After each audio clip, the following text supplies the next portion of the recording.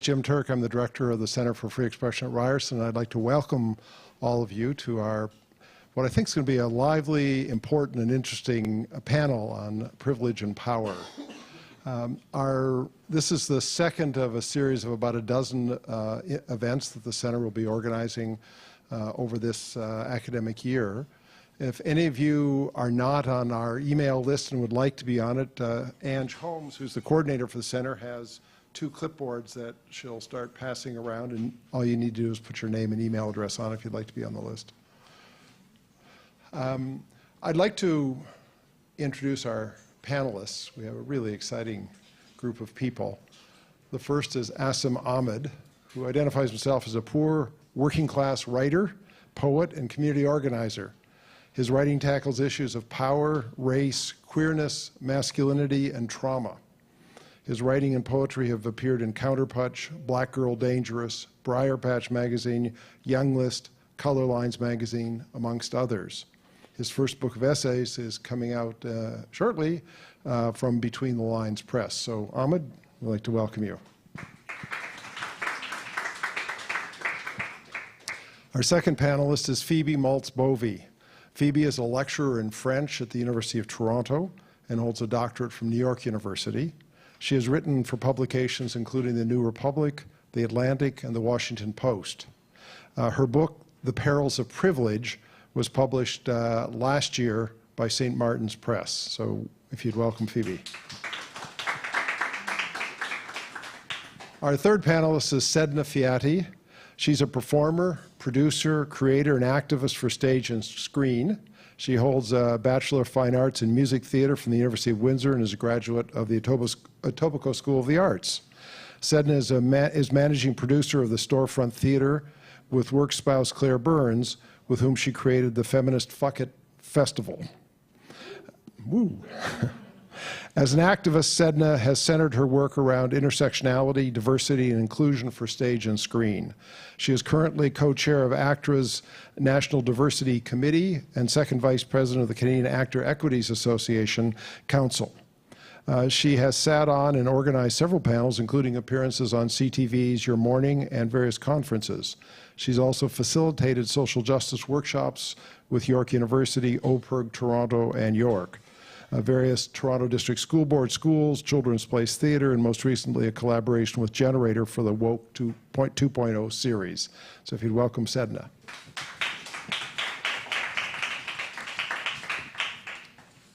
And finally, moderating this group of impressive panelists is Daniel Karasik.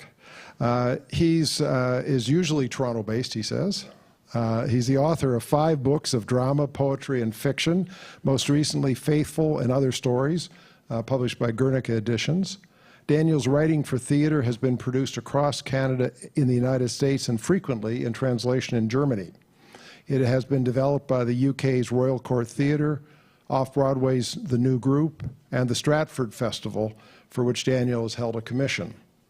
A winner of the CBC Literary Award for Fiction and the Toronto Arts Foundation Emerging Artist Award, Daniel has contributed critical writing to the Globe and Mail, the National Post, and Briar Patch Magazine. Recently, having completed a Master of Arts in Political Theory at the University of Chicago, where they became involved in democratic socialist organizing, with a particular interest in prison abolition, gender self-determination, and production extension of civil liberties more broadly. Daniel has facilitated writing workshops with inmates at Chicago's Cook County Jail, currently volunteers with a restorative justice-oriented rehabilitation program for former prisoners. Daniel is a member of Toronto New Socialists, an activist with the Fight for $15 and Fairness Labor Justice Movement, and a senior fellow at Ryerson Center for Free Expression. So welcome, Daniel, and I'll turn it over to you to frame the discussion. Thanks for coming. Are these, yeah, is that like, okay, cool. So, yeah, we're here to talk about privilege. What is it? How does it function as a term or conceptual sort of language in political conversations these days? And I think it's safe to say that privilege has become a fairly familiar term, especially if you spend time online in sort of political conversations and those sorts of spaces in the past few years. Formulations like check your privilege or your privilege is showing. These mean a variety of things depending on how they're mobilized, but overall they tend to mean you are failing to consider how your social position affects what you're saying or what you're doing. So we're here to look at how this kind of language and how this kind of argument maps power and how it circulates in our society, how it fails to map power in some cases. Do we feel that this is, when do we feel that this is a descriptively accurate language? When do we feel that this obscures how oppression actually operates? What are the merits and the weaknesses of it as a tactic for redressing harm or for dealing with problems of social justice? We're going to talk about how should we understand the relationship between privileged discourse as a progressive tactic and the ways that the political right has sort of reacted against it. So, for instance, when privileged discourse locates a lot of privilege in white maleness, what's the relationship of that to, these sort of resurgent right-wing counter-narratives that suggest that white men are now the new victims and this sort of thing? And so what place, if any, should privileged discourse occupy in our anti-oppression toolkit? And our panelists will offer some preliminary remarks on those themes, and then we'll have a conversation about that. So sure. Shall I begin? Oh, so loud. So thanks so much for having me. This is great to be here. I'm really excited about this conversation. So I should just say I come at this topic not as an activist, but as somebody who has just read and written quite a bit about privilege discourse. My academic background is in French, so it's a bit different. I know a lot about what privilege was in the French Revolution, which I'm not going to talk about now.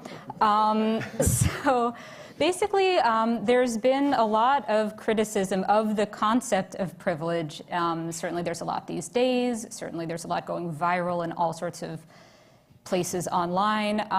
But not all criticism of the concept of privilege is coming from the same place. So there are some people who dispute the very idea that there is systemic inequality, that there is systemic injustice, that these are issues at all, and will roll their eyes when they hear the word privilege because they think, but everybody, has a fair shot, bootstraps, and all of that.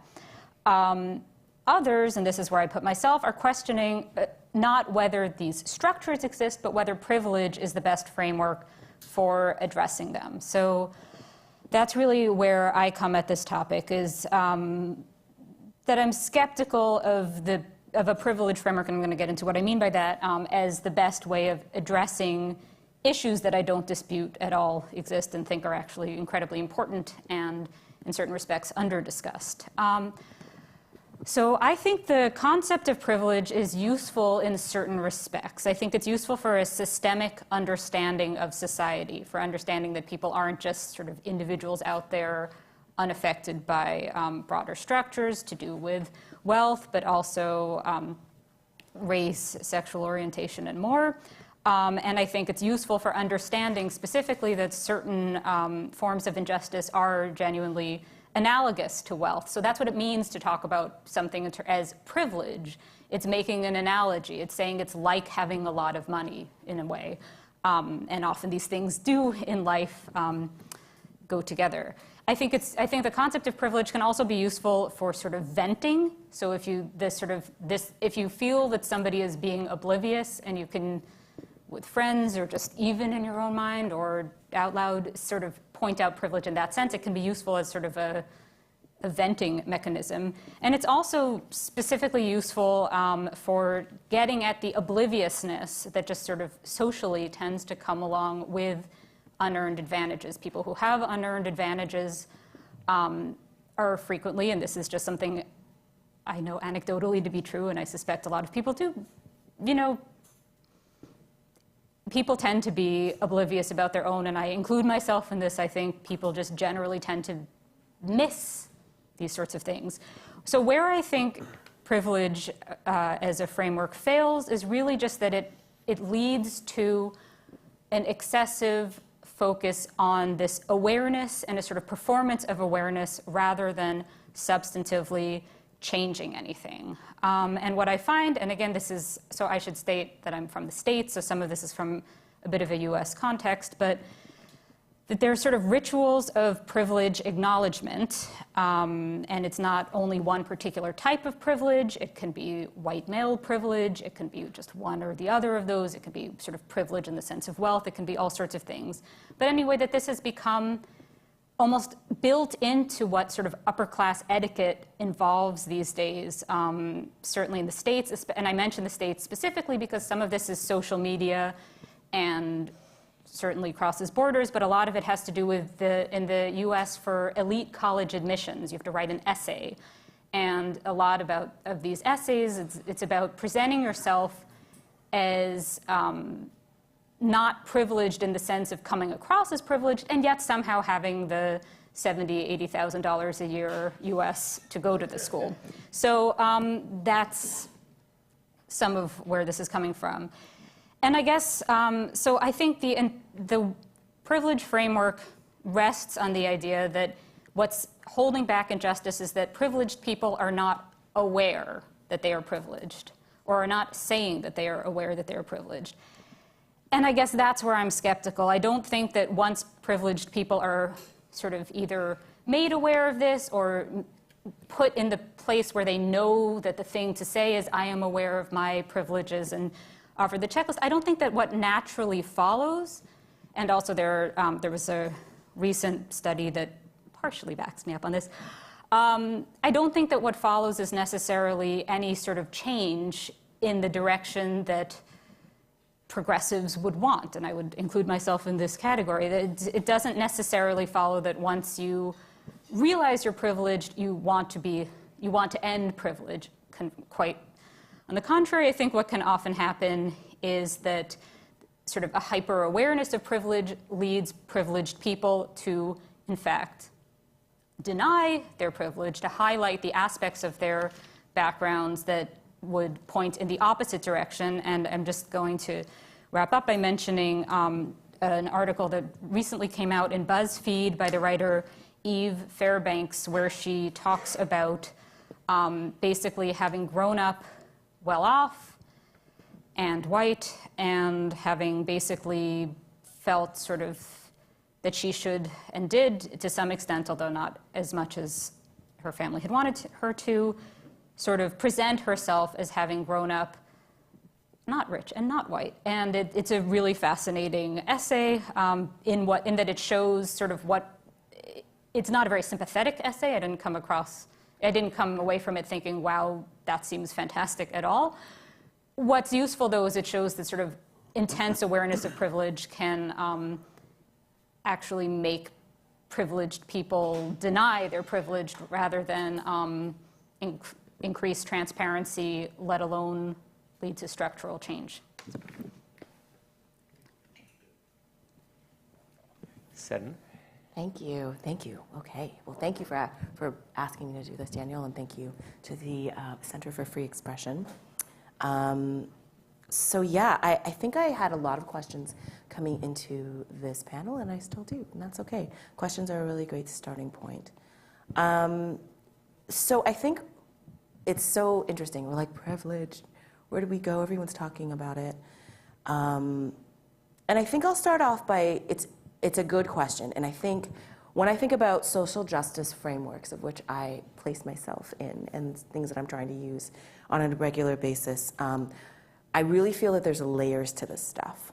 There's huge layers. So if I would say that acknowledging your privilege is kind of like step 0.5. You know what I mean? Like, it's like, yes, I'm privileged. Okay, now what? And so I agree with you. I really feel that if it just stops there, then we're not going anywhere. You know what I mean? So it's great to be familiar with the concept, which I hope many people in this room are. And if not, we can all become more familiar together. But we need to move beyond that into action. And I think for me, when I think of dismantling the systems that are hurting us, because that's really what I want to be a part of doing, I really think I want to move away from like in terms of move more toward an indigenous framework that is less about the individual and more about the collective. And that's actually the way, because of the privileges I have and don't have, that's actually the way I think I've more been raised to think about in terms of, especially thinking about people of African descent. My father is from Trinidad, my mom's from Trinidad, my dad's from Ghana, and I was raised here, very working class kind of person. And I really do think of the work that I do in a collective framework. So yes, Sedina is responsible for herself, but I have a responsibility to the community. So if we're looking at privilege as a concept in that way, then if you have a responsibility to the wider community and you've been given things that you, on some level, other people don't have, it means actually that we're all suffering. And that is actually where the place that I want to get to. But I feel like concepts of privilege or being check your privilege, it goes there and it kind of just stops there, and then people either feel guilty or defensive, which are useful. And then, we have it framed as if there's the right and the left, because our society really thinks of things in very binary sort of ways, which is something I'm trying to examine within myself. It's like right versus left, and it actually isn't. I don't even think of it as right versus left. I just want to live.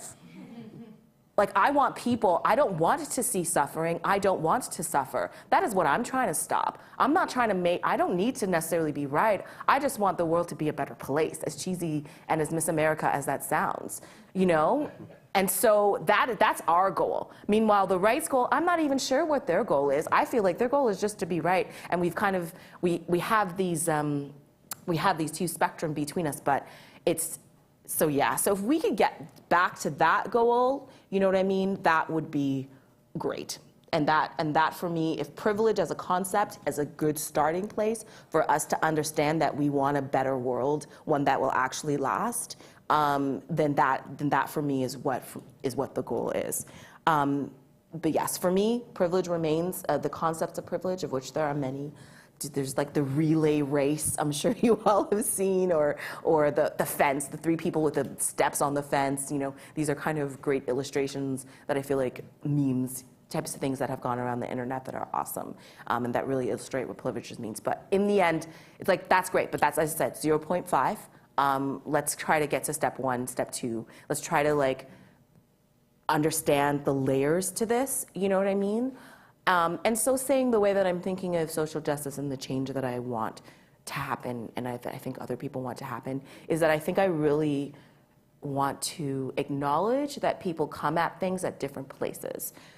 So, your problematic uncle, right? You're not gonna get that person to be a social justice activist. That's not gonna happen. You might be able to move this person from being maybe terrible to less terrible. And that's probably as best as you're gonna get. What I'm interested in actually more so, especially in these times as we're dealing with Doug Ford and everything PC, is I'm interested in those people who are kind of in the middle, who understand the concept of privilege and want to do something, but just don't know how to engage with it. I'm more interested in engaging with those people because we have a chance. We got a chance with those folks. Folks who are never gonna change or might change a bit, that's as much as they're going to be. So I feel like those of us, I would want our energies to be better spent, my personal energies to be better spent, less trying to take down bigots on the internet, and more just actually trying to galvanize ourselves and take these concepts of privilege and really break them down and see how we can move less from from an individual framework to a more collective framework, and something that will help everybody. So that's where I'm at. Cool. Awesome. Thank you so much for that. I totally appreciate the context that you gave, and both of you. I think I want to start with making an analogy to land acknowledgements when we talk about privilege. So one thing that I was actually expecting to happen was a land acknowledgement, which is, the gesture par excellence of how decolonized we are, living as settlers in a settler colony. But, land acknowledgements are now so common that at TIFF this year, the Toronto International Film Festival, they did land acknowledgements, and I was completely floored that this was happening, but also it made me really think a lot more critically about the point of land acknowledgements and whether they actually do anything to change any kind of structure, right? So let's say, for instance, I take Sedina's water here, and then I stand up and I say, Sedina, I'm so sorry that in the past I took your water. And then I go on to sip this water, right? That's essentially what land acknowledgements are, right? So you're saying, we're not gonna give up this land, but hey, this awful thing really happened and we feel so bad about it, but not bad enough to give back the land. But we want you to know how bad we feel about it, right? And I think when we talk about privilege, it becomes a kind of confessional. It becomes very much a way to signal to other people how much more woke you are, how much more aware you are, without actually having to do anything to change the structures that are in place that are giving you those privileges, that are giving you those kinds of power, right? So I want to share a quote by Andrea Smith, who's a critical race scholar and Indigenous scholar. And she writes, your water now, by the way. okay, thanks. And she says, the undoing of privilege occurs not by individuals confessing their privileges or trying to think themselves into a new subject position, but through the creation of collective structures that dismantle the systems that enable these privileges. The activist genealogies that produced this response to racism and settler colonialism were not initially focused on racism as a problem of individual prejudice. Rather, the purpose was for individuals to recognize how they were shaped by structural forms of oppression. However, the response to structural racism has become an individual one, individual confession at the expense of collective action. So I think a lot of the discourse around privilege, and it is very much a discourse, right? It's about discursively communicating that you understand the way in which your identities give you certain kinds of power and how that allows you to move through the world, right? But it's very much about just being able to confess that out loud as a form of self-flagellation that then, I guess, absolves you of the guilt of having those identities, having that kind of power, right? And I don't want people to confess their privileges. I want them to do something about them. Like, I don't need you to be so woke that you know the newest terminology, the most up-to-date language about gender identity, right? And what happens is that when we equate the confessing of privilege as somehow the ultimate good, then it becomes all the people who don't know how to speak this language are somehow the most evil, right? Where I think the problem today when it comes to power isn't that people don't know enough, or isn't that people are so bigoted and prejudiced that we don't know what to do with them. We know who those people are and we know what they want. It's rather the people who assume that simply by speaking a certain way or speaking a certain language, you can actually do anything different, that will be different in terms of how those systems operate, right? Racism is highly rational. It is not a prejudice. Yes, it is a prejudice, but it's also a highly rational system that has been encoded and given laws and given whole legal justifications for, right? So if we actually turned our attention towards how rational these systems are, as opposed to simply bigoted and then attacking people for ever uttering any kind of prejudice as somehow being equal to systemic racism, right? When those are two very different things, I think we get lost and we lose the battle, right? I think it's important to recognize that we're having this conversation at a time when the left is losing, completely, fundamentally, devastatingly losing. It is terrifying for me to be here today, given what's going on in this city, given what's going on in this province, given what's going on this continent. And I think we need to own up to the fact that a lot of the ways we talk about power and privilege actually doesn't help, but makes things a lot worse. And recognize that the alt-right has appropriated a lot of the language around prejudice, a lot of the language around tolerance, a lot of the language around diversity, because really what the liberal idea of diversity has meant is just rearranging the deck chairs on the Titanic without actually acknowledging that the whole fucking ship is sinking. And I don't want cosmetic changes. I I want reparations. I want redistribution of wealth. Like, I want that to be our goal. I don't just want nice language and different people at the top, you know, having all the power. So I'll leave it there. Yeah. Thank you for that. Yeah, I mean, there's a lot there, a lot that I also feel quite strongly about. I mean, one common thread through a lot of this is, I think, like a desire for collective, you know, a sort of resistance to some of the individualizing, confessional kind of qualities of privileged language, and a desire to translate that into, or to sort of like, you know, either transcend that or translate that or something into collective forms of action, collective forms of dealing with collective problems. And so, I mean, one question I want to put to you all is, so, I mean, what an intuition I've had around this sort of like, you know, especially online sort of privilege and call out, I mean, you know, so-called call out culture is kind of part of this because often that's a form that, you know, sort of a privilege accusation takes. So, I mean, sometimes it seemed to me to be an expression of despair that, around the unavailability or the seeming unavailability of collective forms, is that people would like to engage in collective action projects. They just don't know like where to plug into that, and so it's much more accessible in a certain sense to just like yell at somebody who's made, you know, a mistake or worse on the internet, than to like go off into the streets and look for, you know, sort of organizational forms that maybe either don't exist or are invisible to a lot of people depending on their social location. So what I'd like to put to you all is, you know, what ways forward do you see through that problem? Like, how do we, you know, how do you think we might build the kinds of, or locate existing collective forms that would be alternatives to some of the problems that we're identifying with kind of confessional privilege politics or discourse? And anybody can start if they have a thought. Yeah, I have a thought because I'm thinking, really thinking about this, of course, as I approach this day, being like, what do I have to say? You know, I think my biggest question is, who are your friends? Truly, who are your friends? Who is your circle? And is everyone in your circle just like you? And if that is what it is, we've got problems. We do have problems. So, I mean, to be completely transparent, you know, using a medium like Facebook, sometimes, you know, people will friend me. I'll friend anybody half the time, like until I feel like, no, go away, but otherwise I'll friend anyone. But you know, a lot of white folks' Facebook, I'll go and see. I'm like, do you actually have any friends of color? I mean, have you taken pictures with them? Have you gone to their weddings? I don't know, like legit, you know, who is your circle?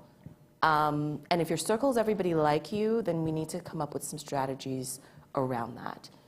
And some thoughts about that. I mean, so let's acknowledge first that you have understood that, you know, your societal location, because that's number one, because it's really difficult to inhabit spaces where people are different from you if you don't even understand where you sit. So you have to know who you are and the privileges you don't or do have.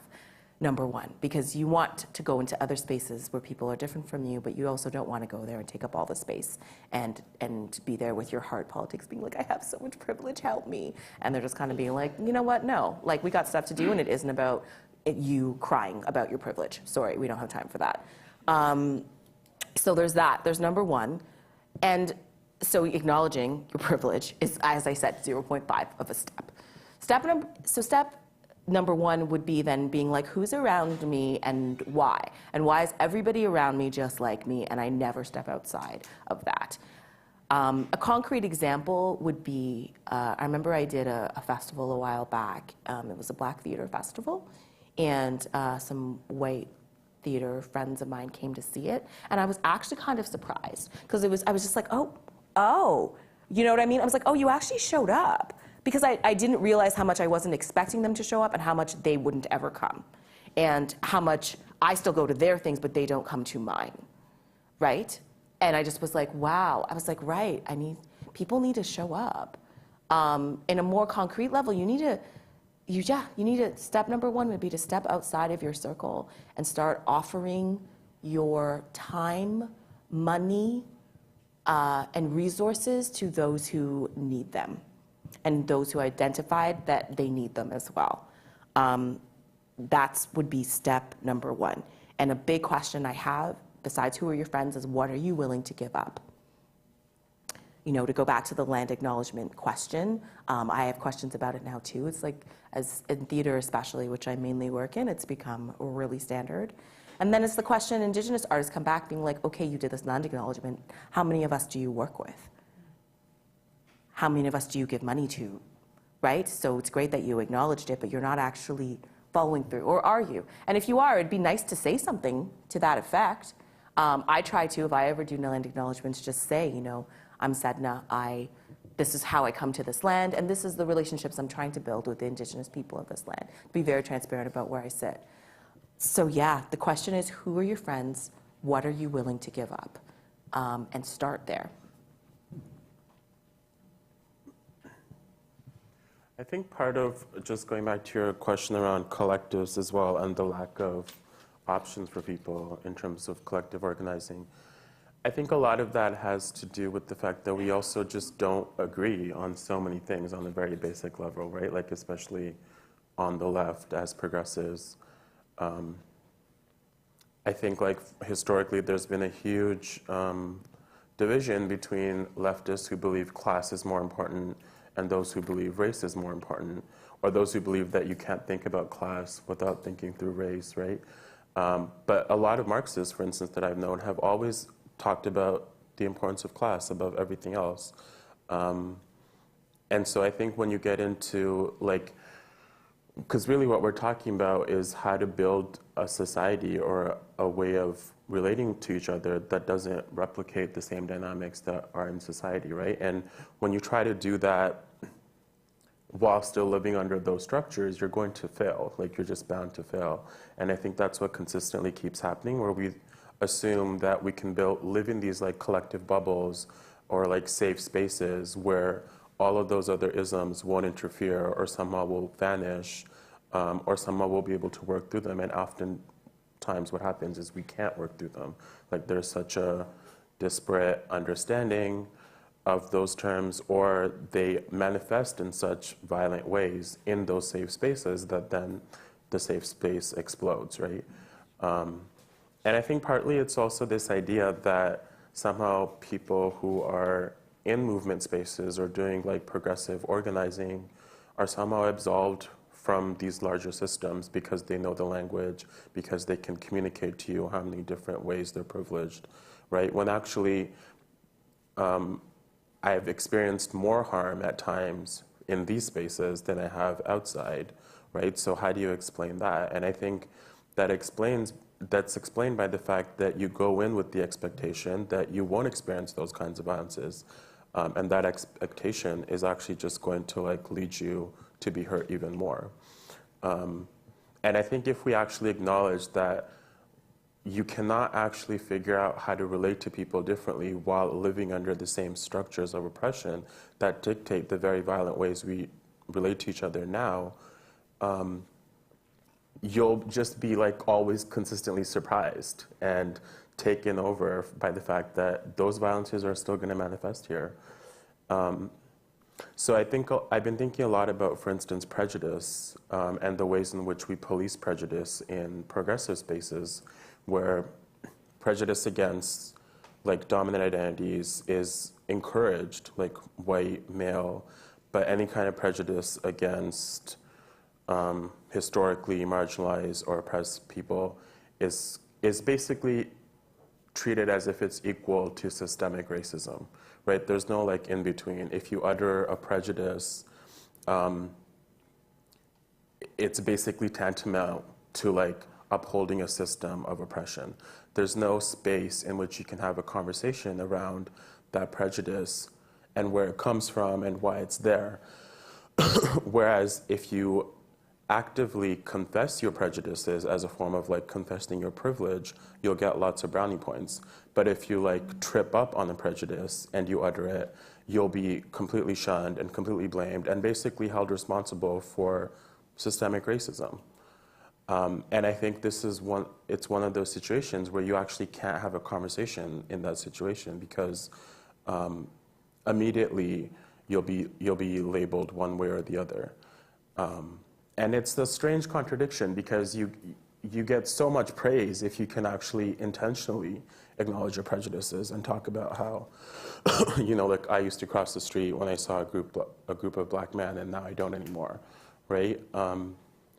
But I think it's the assumption that simply because you can confess to these things, then they don't exist anymore for you, or you do not still operate in these ways. But I would wager that most of us still do operate in these ways. And I think it's more that we're not allowed to talk about it. We're not allowed to have a conversation about why that is, about why all the media we consume tells us that this is the way things are. Because if you actually acknowledge those things, then it's the same as supporting systemic racism in a way, if that makes sense.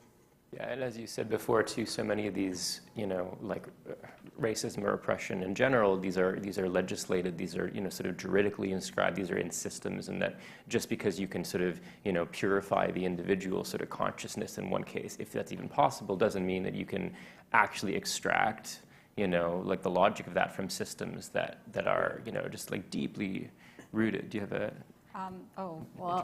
so many thoughts, but I'll try to keep it brief. So the first is just in response, Daniel, to your point about sort of call-outs as a substitute for collective action coming from, your interpretation of call-outs is sort of coming from people who would like to see these big changes but are sort of grasping at something but can't quite get to it. And I guess I'd like to maybe sort of question that interpretation of call-outs, because I think it can be that. But I think call-outs, privilege checking can be a huge range of things. I think ranging from people who are themselves marginalized, speaking out about their experiences, to groups of people, none of whom are marginalized in a particular way, all trying to sort of signal something to one another in a way that may actually be detrimental to the people they're ostensibly talking about. So I guess I would just sort of maybe before even reaching the question of sort of what to do that would be better, to sort of question whether call-outs themselves are necessarily even related to this. I think they have a huge, it's a huge part of society, and I mean, this is something that I've written quite a bit about, but in terms of like cultural criticism, when you read a think piece about why a new TV show or movie is problematic, you may not actually, and this is coming from my sort of freelance journalist side that I know about this, but you may not even be getting the sort of heartfelt views of the journalist about what troubled them about that new show. It's sort of because online journalism has to be churned out, it's kind of this template, you know what I mean? So there's a lot of discourse out there that has to do with privilege that isn't even necessarily related to changing systems. So I wouldn't necessarily assume that that's where it's going.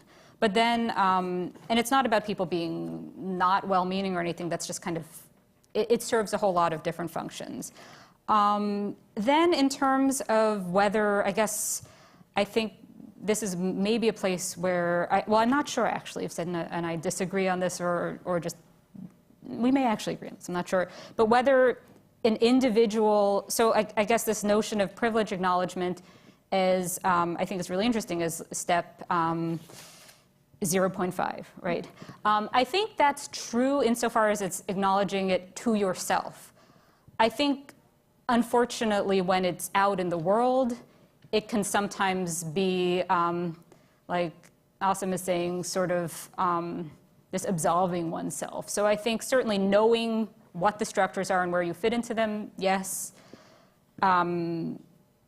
Speaking it aloud, not necessarily. But then I guess in this notion of what an individual will give up, I think in an ideal world, I think individuals would do this. I think in the world of real people, especially once you get to people who are, it seems a bit generational, I think younger people are just, how to put this, because I have a specific example, but I don't want to get too sidetracked. But basically, I think asking people in society in general, outside of progressive circles, but in society in general, but even to some extent in progressive circles, to give up their personal unearned advantages tends not to work as a strategy because, with few exceptions, everybody is struggling in one way or another, and people have a tendency to be keenly aware of the ways they're struggling and less keenly aware of the ways others are, which is why I think these changes need to happen not from individuals,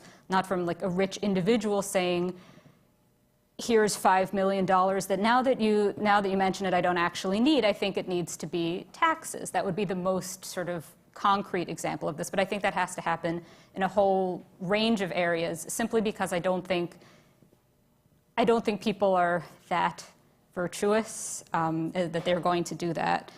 And then I guess in terms of my own sense of a way forward, so this is actually how I conclude my book, is I've held forth for however many pages about why privilege acknowledgement is insufficient, and then I talk about sort of what is. And I think it's really just, it is this question of sort of stepping away from confession, and it's also, in addition to confession, sort of this question of trappings, sort of this question of who's coming across as privileged based on consumption habits, stepping away from these sort of superficial things. And then it is, and I guess, again, it's going to be, because I'm from the States, a lot of these things are already the case in Canada to some extent, certainly something like universal health care, rather than obsessing over who has heard of kale or not, would be where I would want the US to go. And certainly in terms of university life, rather than making sure that everybody in a university setting has acknowledged their privilege, making sure that university is actually accessible across all sorts of obstacles, basically. So that's it. Yeah. So you don't think people want to give things up, or you don't think that that's an appropriate way to frame things because it makes it sound like it's going to be suffering? I think people tend to want to keep what they have because they feel a sense, and this is, again, maybe somewhat coming from the States where there's even less of a safety net.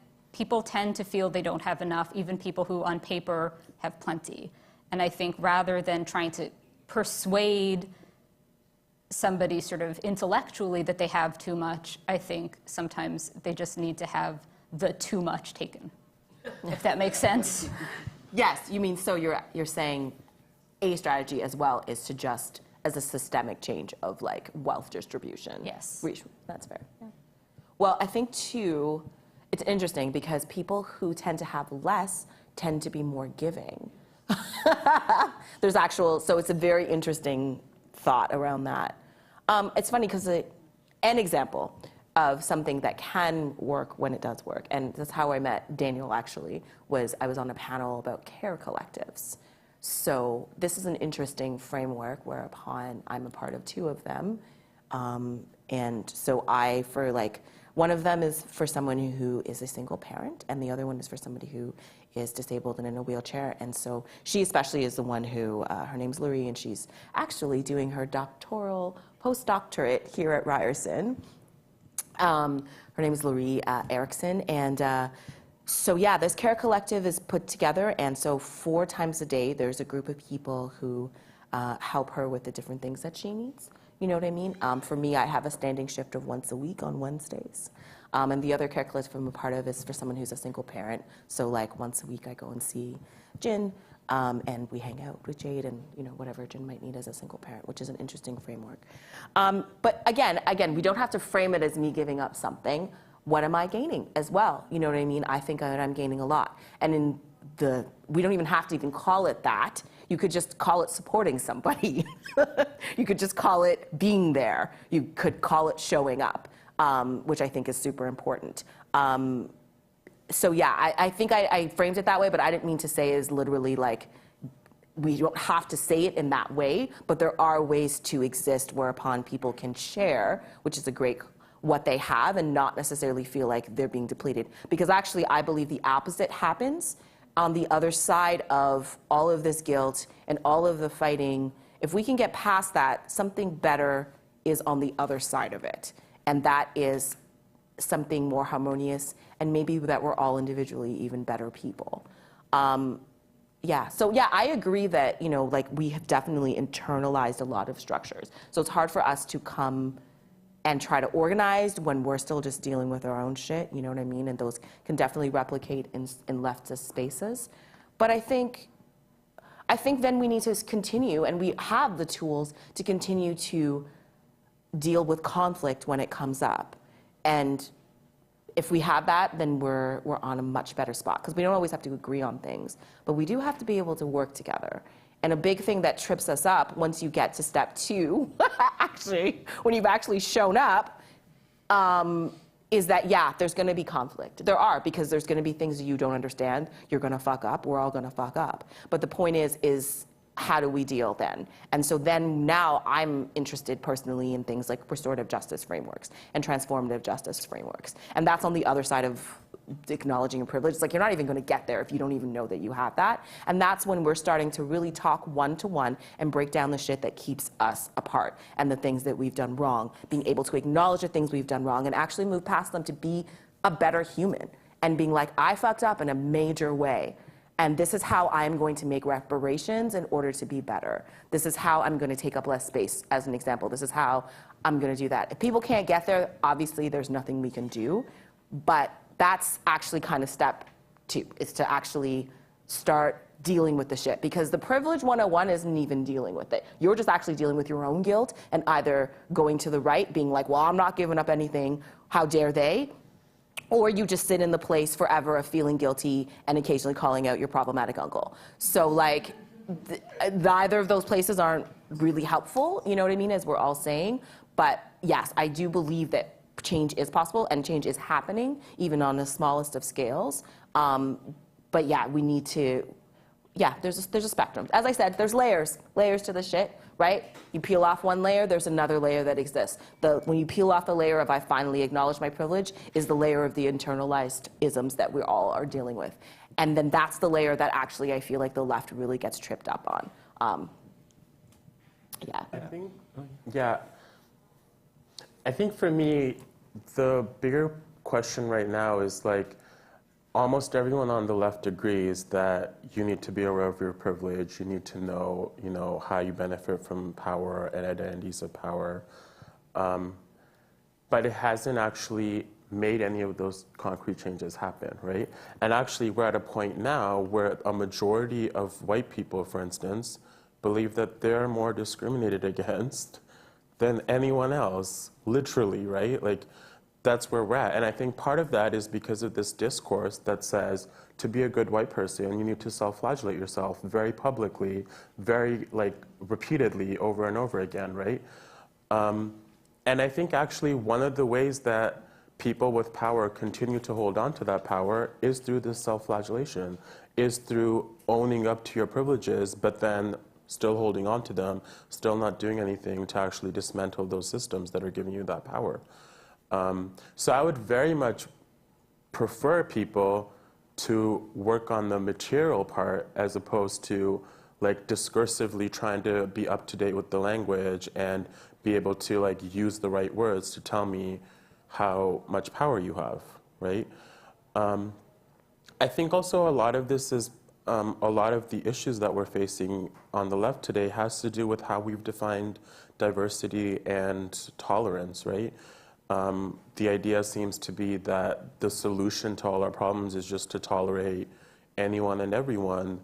And now that tolerance is also supposed to include white supremacists and white nationalists, right? Because if we don't tolerate those people, then apparently we're being intolerant.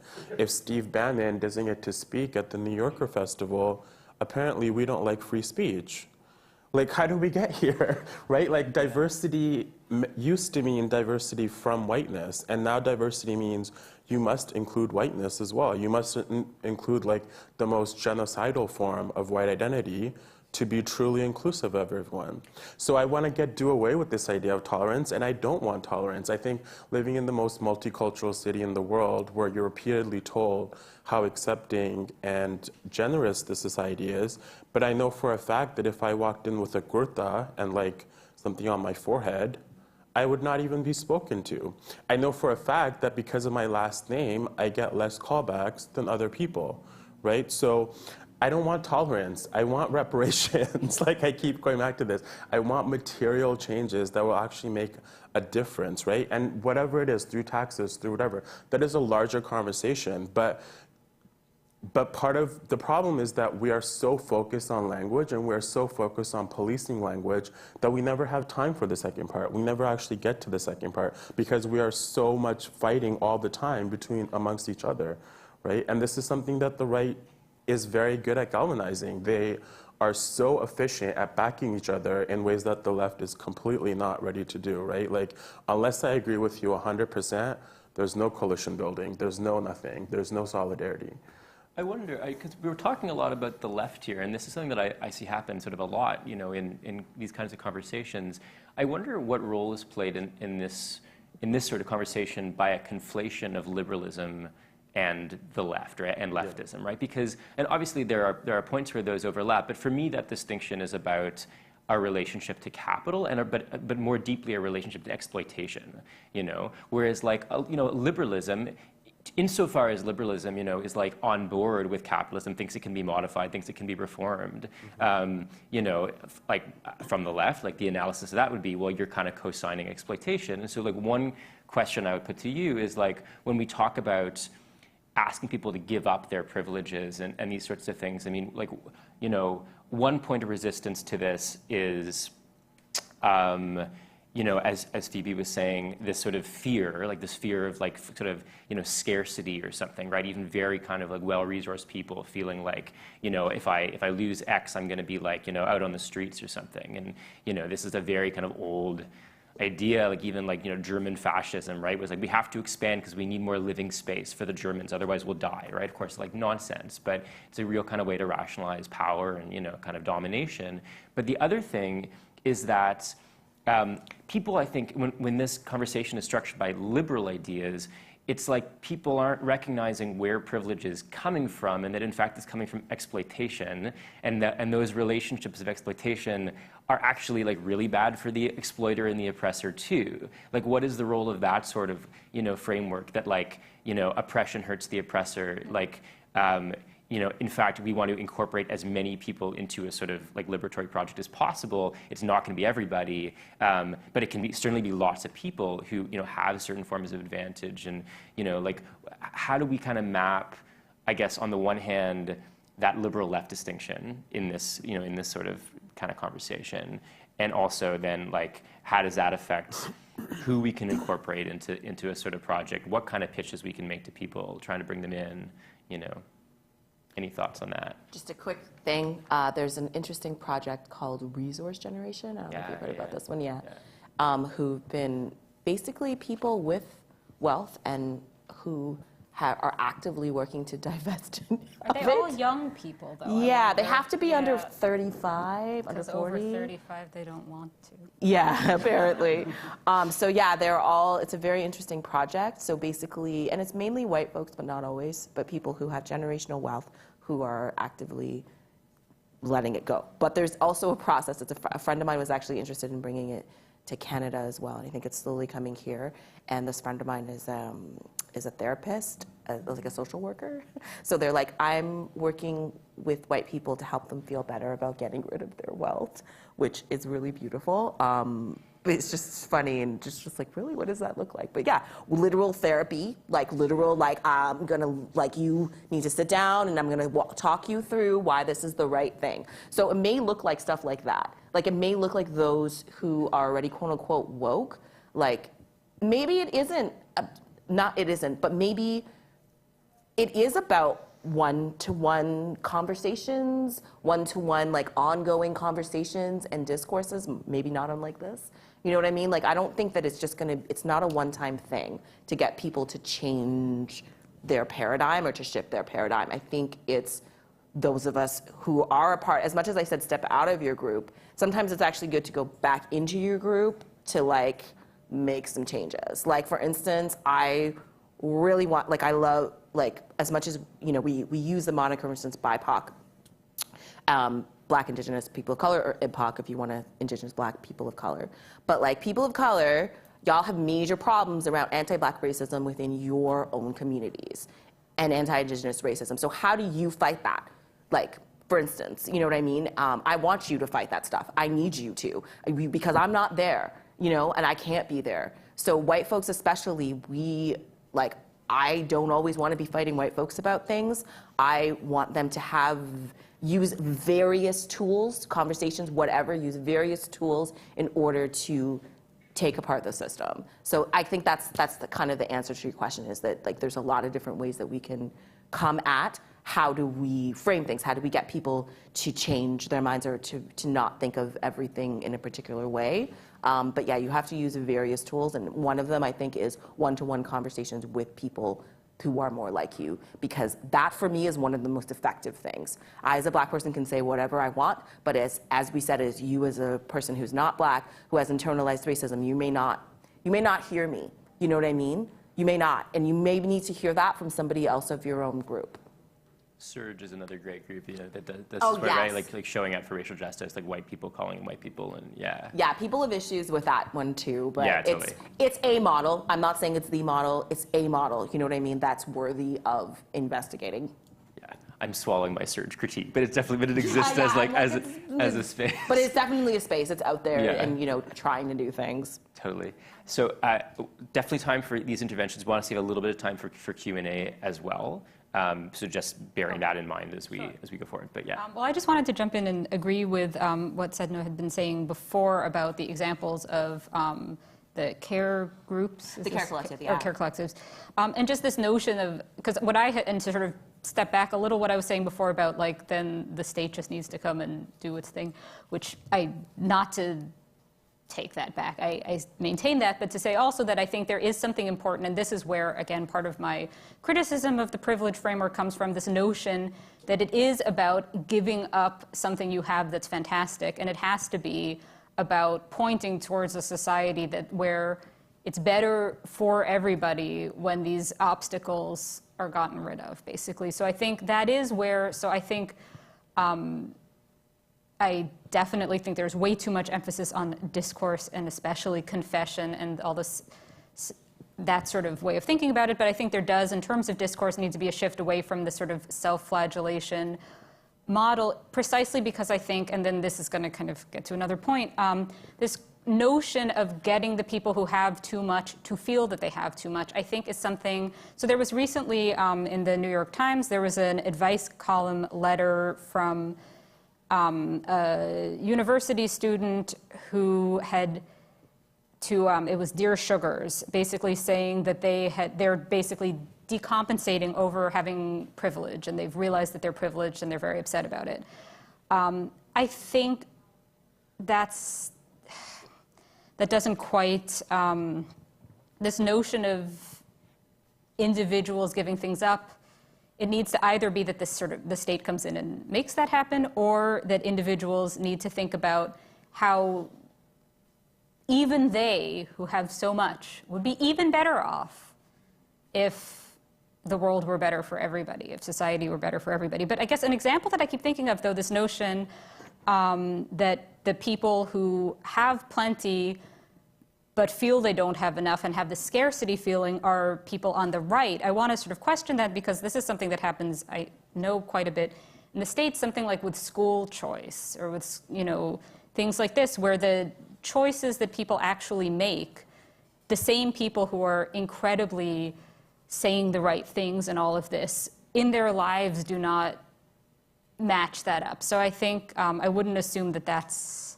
sort of a right-wing thing. And then just in terms of just one thing that I wanted to get in that's kind of tangentially related, but just this question of the right making privilege rhetoric its own.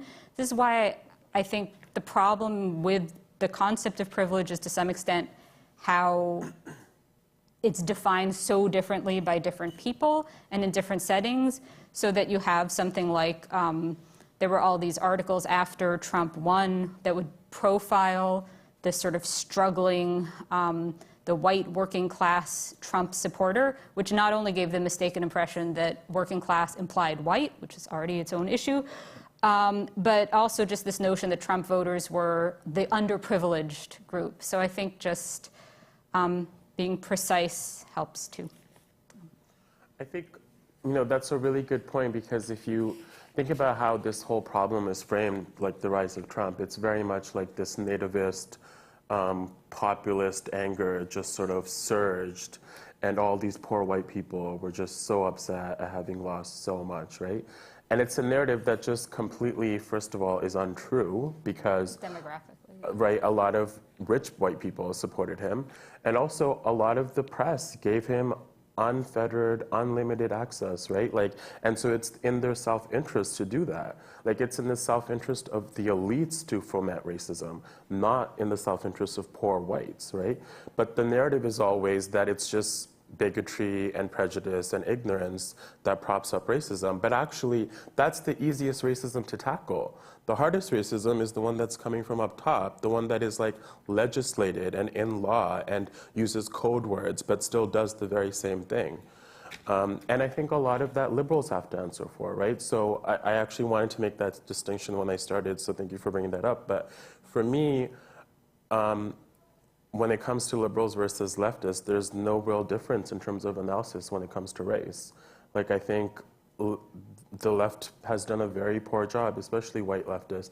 And by left here, I mean people, who have the common, like, math skills to recognize that a system that is based on unlimited greed and unlimited profitability in a finite world with finite resources can't be reformed, can only be abandoned.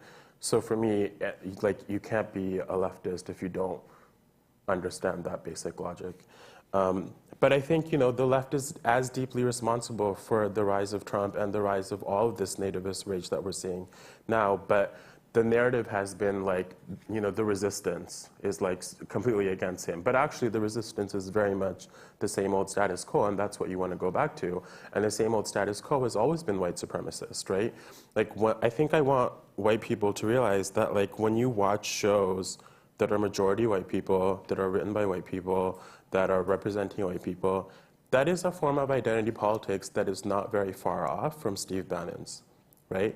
Like, white people have been taught that because human often means white, simply even being called white is offensive to a lot of white people, right? And because the definition of human that we have in the society is automatically default whiteness. I think Jonathan Safran Foer had an interview in The Guardian like a couple months after Trump was elected, and he said something like, I don't think about race. Race is not something that ever crosses my mind. And the journalist wrote, this is someone who has written some of the most celebrated texts of the American family, the American nation, the American identity, and it has always been centered on white people. And this man thinks he has nothing to say about race. All he's ever done is written about race, written about one specific form of race. And when you assume that you can just watch these shows and consume all this culture that is very much about one particular identity that you've assumed is a universal human identity, that's actually legitimizing all of the stuff we're seeing right now. So I think until white liberals and white leftists are ready to face up to the fact and ready to face up to this, to the idea that, like, they're as racialized as other people, like, white people are not exempt from race, nothing is going to change.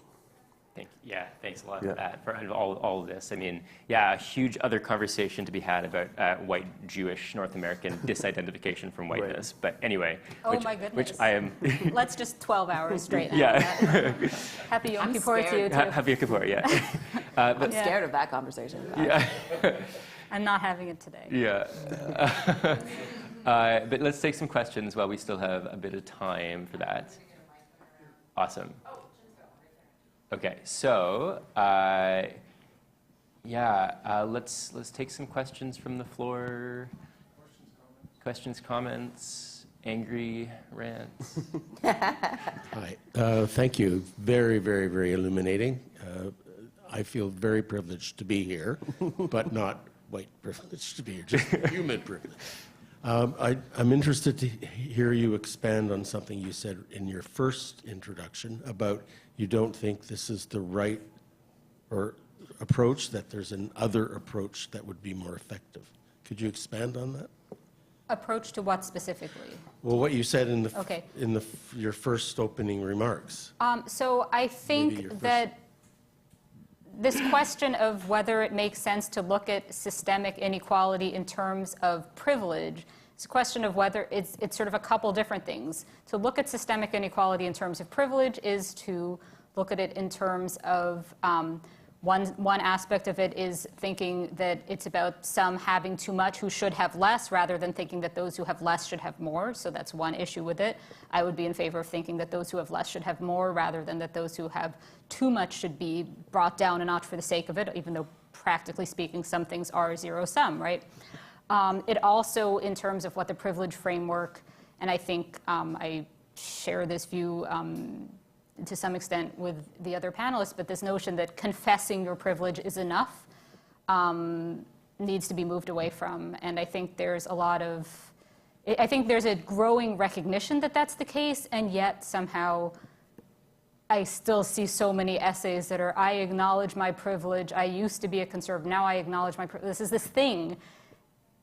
And yeah, I think it hasn't really been moved away from. Yes, and I also, I guess I would go further and say that sometimes it doesn't just simply stop there, but it actually pushes things in the opposite direction and sort of encourages this kind of defensiveness, this almost sort of culture of defensiveness where people are all hyper aware of privilege, but it inspires privileged people to pretend that, sort of knowingly or not necessarily to the degree in this BuzzFeed article I mentioned where it's so intentional, but it just leads to this sort of almost instinctive highlighting of the aspects that aren't privileged and sort of making very little of the aspects that are.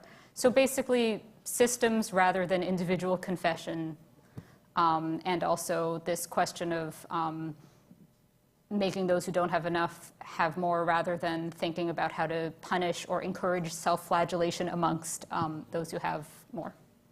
I just want to kind of retweet something you said because I think it's really important. You know, when we're talking about like economic redistribution, things can be kind of zero-sum, but in a lot of other cases of oppression, there's an argument to be made that we want to treat everybody the way that like white middle-class people are treated, not, you know, reduce everybody to the way that like more oppressed people are treated. Like the cops should treat everybody the way they treat like white middle-class people, you know, not, you know what I mean? There Like should be no cops. Or there should be no cops, yeah. Yeah, like police abolition now, but in the meantime, like, you know, definitely there's stuff around this. Absolutely, that's exactly the sort of thing I'm thinking about, where there are cases where, and I think it's entirely understandable in the context of a conversation to say, look, privilege, would this situation have played out as it has? I'm not going to get into the U.S. Supreme Court issues at the moment because goodness knows that's its own issue. But yes, the question is, you know, do you want to frame things as some people have it too good? I think in certain cases you do want to frame things as some people have it too good, but not all and not most. Yeah, absolutely. And certainly in terms of justice, not most. Yeah. It's interesting as well, I mean, because I've always found disability justice frameworks to be really great for that, for acknowledging that when everyone has access, we are all better for it. Because especially thinking about disability, it's like at some point anybody could be disabled. Some of us will be. You know, you broke, I sprained my ankle, I'm like hopping around, you know, stuff like that. It can happen to anybody at any point. And that day when I sprained my ankle, boy, is it nice that there's a button there to open that door. You know what I mean? As opposed to me just having to wait around and hope that somebody will come and open it for me. Or like captions, you know, that's great for everyone. You know what I mean? When sometimes it's easier, maybe if you have different if you're neurodiverse, it's maybe easier for you to watch something if you're able to read the captions. So it's not just for deaf people, even though deaf people need it as well. So yeah, I think when we make things better for everyone, it's a very interesting and great theory. Like when you make things better for the person that has the least, then actually you're raising us all up on some level. You know what I mean? So we're not necessarily like losing anything, you're actually gaining a better world. Also, even just thinking about, you know, downtown and how, I know this is such a basic example, but just how difficult it is to see folks like who are having to be homeless and needing to ask for money, whatever we might say, I don't have a judgment on that, but I don't know about you, but I feel something. I feel, and I have to actually turn off what I feel. You know, I'm just like, no, you know what I mean? But like, what does that do to our humanity when we actually have to just ignore people? And how does that make, what does that do for us as people? You know, how does that affect us all when we have to actively ignore people to get about our day because of systemic oppression, right? And so what does that mean if everyone has a home? Something that's so simple, right? What does that mean if everyone has everything that they need?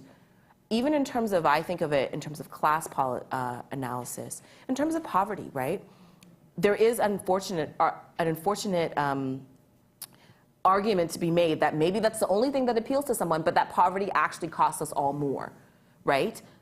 In terms of, if we, for instance, we're lucky that we have a universal health system, and in that, for those who are poor, they end up sometimes having to go to the doctor more often because of their specific things that they're missing, and therefore, as a collective, we are paying more money for healthcare. This is a terrible argument, but it exists as a truth. So that's it. So it's just like poverty. And also, you know, as we widen the gap between the rich and the poor, this is also a terrible argument, but it's true. We are actually all less safe because the wider it is, the less money that poor people have is the more some people turn to crime as a way to equalize things. And so we get in countries, especially a lot of quote unquote third world countries, where people have to live in gated communities. Right? They can't, they like have to leave, they can't leave their little compound because if they do, there's people out there who are like, I want what you have and I've got a gun and you're gonna give me your iPhone car or whatever. I want what you have and it's nothing to me to do this to you. We haven't gotten there yet as a society in Toronto, but if we did, that is what costs you, is that you are actually cost your personal safety at this point so it is better for us all when everyone has what they need in terms of looking at the social determinants of health as an example, we are all actually better off. So, but it's hard for some people to see that, and some people would rather retreat into their gated communities, and they'd rather just be like, well, I'm good, so I don't have to worry about anybody else, and I'm fine to keep on walking over a homeless person. Thanks. Let's take a couple more questions from the floor.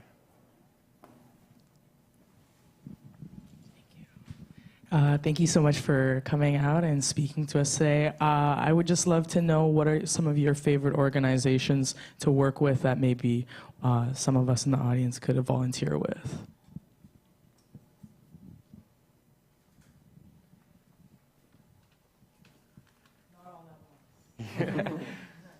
Oh, I spoke a lot, so I'm just gonna, I'll let other people speak and I'll chime in. I'm relatively new here, so I have a thought for that, but it's in the States, so it's not gonna be very helpful. Do you have any? I would say Surge and No One Is Illegal. Surge is standing up for racial justice, so it's a collective of white people who are working on dismantling white supremacy. And there's lots of critiques out there, and I urge you to also look those up and think about those. Yeah. I just want to address one thing quickly, which I think a lot of this idea of, like, Phoebe, what you were saying, giving up something good, I think a lot of it is also just ideological, right? Like, you can know something, we can know, for instance, that society would be better if everyone, was lifted up, and we can still act against those very same interests. And I think that's the work of ideology. Like, I don't think that giving up billions of dollars is like you holding on to something good. I think you're hoarding something that doesn't belong to you, and you're getting celebrated for it, right? Like, that's just my opinion. But the majority of the population, wants that, wants to hoard billions, wants, to live that gated community. So that requires so much more work in different kinds of ways than simply just everyone knowing, yeah, it'll be better if everyone had more things, and yet still not doing anything that would make that happen. I want to address this organization's question too. This is a plug for an organization I work with, disclosure, but I would say that the Fight for 15 and Fairness campaign is by far, well, I'm not going to be hyperbolic, but is the most in many ways, accessible, dynamic, broad-based movement in Ontario right now. So that means that if you show up to our Toronto-wide open meeting on Tuesday at 6 p.m. at the Workers' Action Centre at 720 Spadina on the second floor, one of the real advantages of that is that you can meet people there from a, like it's a multiracial, multi-age, broad-based, like left coalitional movement. So like I'm a member of New Socialist, which is a small socialist group. You're welcome to find out about that. There'll be other people there who do various kinds of union organizing, people with the IS, the International Socialists, which is kind of historically related to the NS. But the 15 in Fairness as a space is just, again, for my money, like a great absorption space where you can build those relationships, meet people from all over. And they're really good at like data entry. So they'll like email you regularly with like stuff you can show up to and like that. So that would be my #1 recommendation. Surge is good. I mean, I've done some work with Surge. I think Surge is has a harder time, I think, like staying kind of on the streets. Like there's, they're not always as maybe mobilized as other kinds of movements, but their education is really great. They do a good job of like, sort of educating each other and also a good place to meet people who are involved in other things that you can then plug into. No One Is Illegal is great. Again, I don't quite know what they're doing actively. They do like study groups, as do these other organizations. But yeah, fantastic analysis, fantastic work. But yeah, #1 recommendation would be Fight for 15. And you can Google it or like find me find me on Facebook or something and I can connect you. Cool. Yeah, to that organization's question, I mean, if you're a Ryerson student, I feel like there's lots of clubs. I love talking to students because students are responsible for some of the greatest movements in this world. I like student power is strong because y'all have a bit of time and you don't have jobs yet. or you're juggling your part-time jobs, whichever. But students, I wouldn't hesitate to get involved with any of the clubs. I've certainly reached out to student clubs on a regular basis to come to the shows that I'm doing. So I'd also recommend just checking out Grassy Narrows was fighting for water for a long time, but I think that they've won that fight. But still, and also just what's going on in Six Nations, see what's going on there. Or we are always quoting the Mississaugas of New Credit. What's going on with Mississaugas of New Credit? They have a reserve. What are they doing? What do they need? Maybe they don't need anything. There's lots of powwows also that happened, at least 2 or 3 in the city. It'd be good to go. Just, as I said, go, but don't take up space. Just see what's going on. Learn. And expand your mind, because a big thing about ideologies is that, as I said, everyone has internalized certain ideologies. So it is a process for us to embrace new and better ideologies that I feel like Indigenous frameworks all over the world, a lot of them are a lot more holistic, a lot more community-minded, and it'll get you to just change the neurons in your brain about how you think about things. I'd also there's a prisoner letters project that's really beautiful as well.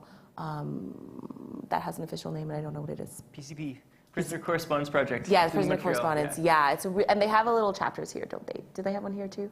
I'm not sure, but they're very accessible, just online. Yeah. Yeah, they are. Yes, I feel like at least once a year they do let's sit down and write letters to prisoners, which I think is really beautiful. But yeah, as well, I'd support, do your research, but support racialized organizations, whatever your interest might be, because I feel like we all have interests in industries that we're involved in. And so who's doing the work? As I said, do your research. What are they doing? What do they need? How can I show up? In ways that are not taking up a lot of space, in ways that they actually need and want. You know what I mean? That would be a good place to start. Idle No More and Black Lives Matter Toronto both have really active, I think, social media accounts that are good for just finding out events going on around that kind of organizing. Yeah. And individual leaders like Robin Maynard or Christy Belcourt, these people who are connected to those movements are often just on social media, to my mind, good sources of where to show up to if you want to be in solidarity with them. And yeah. So other questions? Yeah, great. Actually, since we're plugging organizations, I'd just like to invite you to go to the Older Women's Network, OWN, because they have an online petition to ask the federal government for all monies that would be coming down for housing to require that housing to be accessible and under universal design. There is no law in Canada that requires accessibility for people living with disabilities. In Ontario, we have a law that requires access in the parking lot so you can come in to a building, have a coffee and a pee, but you can't live there because it's not accessible. So they have another petition planned for after November. The deadline for this federal petition is November 1st, but then there will be a petition to Ontario to change the housing code, the building code. And so I invite you to go to Older Women's Network. Thank you. Are there other questions from the floor before we wrap up? Okay. Yeah, great. Hi, thanks everyone on the panel. Excuse me. Just on the subject of organizations, I believe the Toronto chapter of the Prisoner Correspondence Project is organized through OPIRG, which is the Ontario Public Interest Research Group. So that's another good avenue. Thank you. Are we going to wrap up, or is it time for? Okay. All right. Well, thank you so much for coming, and thank you to our panelists for having this conversation.